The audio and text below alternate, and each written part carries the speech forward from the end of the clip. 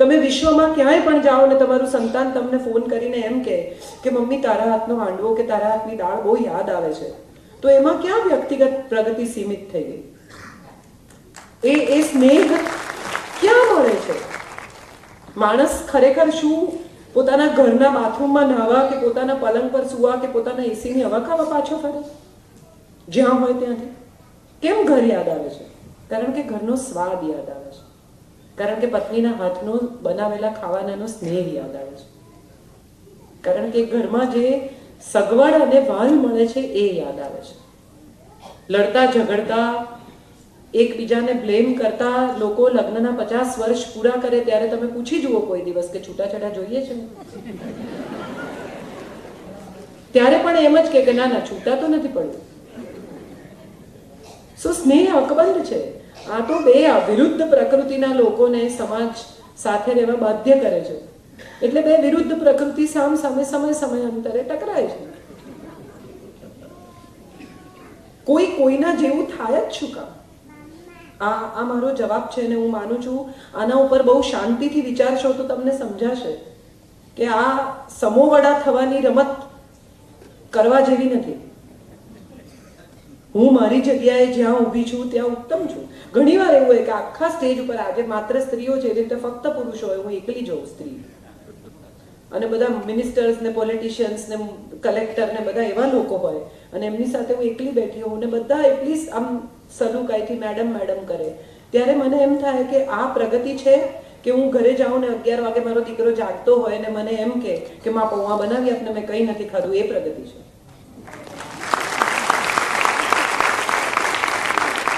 આ તો આપણે ચૂઝ કરવાનું છે. અને હું માનું છું હું ઓલવેઝ મારા સંતાનના સ્નેહને કે મારા કુટુંબીજનોની જરૂરિયાતને પ્રાધાન્ય આપીશ, કારણ કે વિકાસ અને પ્રગતિ મેં કહ્યું ને બે જુદી બાબતો છે. કમાવા માંડવું એ ઇન્ડિપેન્ડન્સ છે જ નહીં. આઈ રિફ્યુઝ વન્સ અગેન. જી, આધુનિક ટેકનોલોજીના દુરુપયોગનો શિકાર ન બને અને મુક્ત વિચારધારાને બરકરાર રાખીને સ્ત્રીઓએ જાહેર જીવનમાં શી કાળજી રાખવી અગત્યની છે? ગમે તેની સાથે ફેસબુકના ફોટા અપલોડ ના કરવા. આઈ એમ વેરી સિરિયસ. ફેસબુક ઉપર અપલોડ થતા ફોટા મોનિટર થાય છે. અમારે ત્યાં હમણાં જ જે એક્સિડન્ટ થયો વિસ્મય શાહના કેસનો, એ વિસ્મય શાહની વિરુદ્ધ એનું ફેસબુક ગયું છે.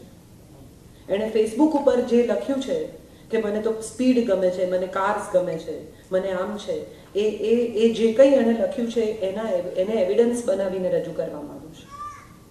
યંગ છોકરીઓ ઘણીવાર ફેસબુકના ફોટા અપલોડ કરે છે ત્યારે એમને ખ્યાલ નથી આવતો કે એનો શું ઉપયોગ થઈ શકે છે. ચેટિંગ ગમે તેની સાથે, યંગ બાળકો પણ શું, ઇવન સ્ત્રીઓ કે પુરુષો પણ હવે તો આ ચેટિંગની દુનિયામાં પ્રવેશ્યા છે. અને આપણે સામેની વ્યક્તિને જોઈ શકતા નથી. એ એમ કહે છે કે હું સ્ત્રી છું, એ સ્ત્રી છે કે પુરુષ એની તો આપણને ખબર જ નથી. હમણાં જ થોડા વખત પહેલાં એક જાણીતા અમારા પત્રકારની સાથે ચેટિંગમાં એક ભાઈ મિત્રતા થઈ, એ લોકો કોફી પીવા મળ્યા 1 વાર 2 વાર 3 વાર, અને I am sure she must be in a little flirtatious conversation. એટલે એ ભાઈએ એમને એવું કહ્યું કે હવે તું મને 50,000 રૂપિયા આપ, નહીં તો હું કોપી ચેટ કરીને તારા વરને મોકલી દઈશ. આ હજી હમણાં 20 દિવસ જૂનો કિસ્સો છે અને લોકોએ ઇન્ટરફિયર કરવું પડેલું. એટલે હું માનું છું કે આધુનિક ટેકનોલોજીથી ટ્રાન્સપરન્સી આવી છે. બધું જ ઓનલાઈન જોઈ શકાય છે, જાણી શકાય છે, પામી શકાય છે. ગૂગલ સર્ચમાં દરેક વ્યક્તિ વિશે પણ માહિતી મળે છે. પણ એટ ધ સેમ ટાઈમ જે ભયસ્થાનો છે એનાથી આપણા સંતાનોને વાકેફ કરવા જોઈએ. ફેસબુક નહીં કરવાનું એવું કહેવાને બદલે એને એમ કહેવું જોઈએ કે બેટા ફેસબુક કરતી વખતે આટલું ધ્યાન રાખજે. આ બહુ અગત્યનું છે. એને ટેકનોલોજીથી વિમુખ કરવાને બદલે ટેકનોલોજી વિશેની બંને તરફની વિગતો આપવી જોઈએ. ચેટિંગમાં પ્રેમમાં પડી જવું એ બહુ કોમન આજકાલ થઈ જાય છે, પણ તમે એ ભાષાના પ્રેમમાં છો, વ્યક્તિના નહીં. એટલે હું માનું છું કે એ ભાષા જે વ્યક્તિ વાપરે છે એ કેવી છે, એની પર્સનલ હાઇજીન શું છે, એની આવક શું છે, એનું ફેમિલી શું છે, એ સમજ્યા વગર રોમેન્ટિક શબ્દોના પ્રેમમાં પડી જવું એ કેટલા અંશે યોગ્ય છે એ આપણે આપણા સંતાનને સમજાવવાનું છે. અને હું માનું છું આ એ જ મા બાપ સમજાવી શકે જે મા બાપ પોતાના સંતાન સાથે નિખાલસ અને મિત્રતાનો ભાવ કેળવી શકે. ધમકાવાથી તો ક્યારેય આ નવી પેઢી આપણી થવાની નથી. એની પાસે ઘણી વધારે સમજ છે, કારણ કે આપણે આપણા ડિવાઇસ લઈને જવું પડે છે. બેટા સમજાવ ને આમાં કેવી રીતે કરવાનું. એટલે જેની પાસે આપણા જ ડિવાઇસ વિશે આટલી સમજ છે એના ડિવાઇસ આપણે કેવી રીતે ખોલવાના? લોક કરી દેશે, આમ કરી દેશે, ફલાણું પાસવર્ડ નાખી દેશે, બધું કરે જ છે. અગત્યનું એ છે કે એને એવું કહીએ કે દીકરા આટલું નહીં કર, નહીં તો દુઃખી થઈશ. આવું હું માનું છું. Thank you. જી, આપનો કોઈ અંગત અનુભવ કે પ્રસંગ જેમાં આપને કાજલ ઓઝા વૈદ્ય હોવાને કારણે નહીં, પરંતુ એક સ્ત્રી હોવાને કારણે માન કે મહત્વ મળ્યું હોય? બધા જ. મારી પાસે સ્ત્રી કરતા પુરુષ મિત્રો વધારે છે અને બધા 30, 35, 40 વર્ષ જૂના મારા સ્કૂલના મિત્રો છે બધા જ. અને બધાની સાથે મારા ઉત્તમ સંબંધો છે અને કદી એમની પત્નીઓએ પણ એ સંબંધ વિશે ડાઉટ નથી કર્યો. એટલે ઉલટાને એવા લેવલ ઉપર છે કે હવે તો એમની પત્નીઓ મારી વધારે સારી મિત્ર છે. એટલે ઘણીવાર એવું થાય કે મારો એક મિત્ર છે નિસર્ગ, એની પત્ની હિના મને ફોન કરીને ફરિયાદો કરે, આમ છે ને તેમ છે ને આવું કરે છે ને ટાઈમસર નથી આવતો. બધું પતી જાય પછી હું કહું કે જો બધું હું સાંભળીશ પેશન્ટ હિયરિંગ તરીકે, પણ મારી લોયલ્ટી તો નિસર્ગ જ છે. એટલે હું નથી, પણ મને તો બધે જ મને કોઈ દિવસ સ્ત્રી હોવાને લીધે કડવા અનુભવો પ્રમાણમાં ઓછા જ થયા છે. હું એવું માનું છું કે મેં કદી પુરુષ સાથે હરીફાઈ નથી કરી, એટલે પુરુષ મને હરીફ નથી સમજતો. I generally respect men when they are around. I don't throw my weight, I don't misbehave. So I expect the same behavior from other people. હું બને ત્યાં સુધી સહજ રહેવાનો અને સામાન્ય રહેવાનો પ્રયત્ન કરું છું. હું સહજ અને સામાન્ય છું વ્યક્તિ તરીકે. સો આઈ પ્રિફર કે હું સારી રીતે વર્તું તો કોઈ ખરાબ રીતે શું કામ વર્તે, અને કદાચ વર્તે તો એને જવા દેવામાં આપણી ગરિમા છે.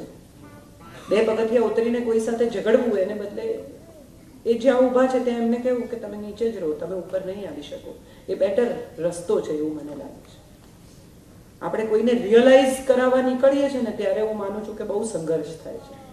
હું એમને બતાવી દઉં, સમજાવી દઉં, પાઠ ભણાવી દઉં, એ બધા અર્થહીન શબ્દો છે, કારણ કે કોઈ ક્યારેય પાઠ ભણતું નથી. પ્રયત્ન એવો હોય છે કે એમને આપણે સીધા કરી નાખીએ, પણ એમાં આપણે વાંકા વળી જતા હોઈએ છીએ. એટલે લોકોને સીધા કરવા કરતાં એમના અભિપ્રાય સાથે એમને છોડી દેવા. સમયાંતરે એમને જ સમજાશે કે કેટલા ખોટા અથવા કેટલા સાચા. જી, તમારું સાહિત્ય ક્ષેત્રે પ્રદાન પ્રશંસનીય છે જ, પણ નવરાશની પળોમાં તમને પ્રિય સાહિત્ય કે સંગીત કયું? કુકિંગ મારું સ્ટ્રેસ બસ્ટર છે. આમ તો મને રાંધવું ખૂબ ગમે છે. હું કેવું રાંધું છું એ તો તમે જે ખાય છે એને પૂછો. કેમ કે એક પતિ પત્ની હતા, પછી પત્ની આવી પરણીને બિચારી, એટલે પતિને પૂછ્યું કે તમને શેનું શાક ભાવે? એટલે પતિએ કહ્યું કે રીંગણાનું, મને બહુ જ ભાવે. એટલે પહેલે દિવસે એણે ઓળો બનાવ્યો ને પતિ આમ આંગળીઓ ચાટીને કે વાહ કેટલું સરસ, તું બહુ જ સરસ રાંધે છે, તારા હાથમાં જાદુ છે. બીજે દિવસે એણે રીંગણ બટાકા કર્યા, એટલે પતિએ કહ્યું કે સરસ, વેરી ગુડ, સારું રાંધે છે. ત્રીજે દિવસે રીંગણ વટાણા, એટલે પતિએ કહ્યું કે સારું સરસ છે. ચોથે દિવસે ફ્લાવર રીંગણ, એટલે પતિએ સરસ એવું કરીને જમી લીધું. 5મે દિવસે એણે ફરી રીંગણ કર્યા પાપડી સાથે, એટલે પતિએ કહ્યું કે બીજું કંઈ આવડે છે? એટલે આમાં મને મારું સ્ટ્રેસ બસ્ટર બીજાને કેટલું સ્ટ્રેસ આપે છે એ મને નથી ખબર.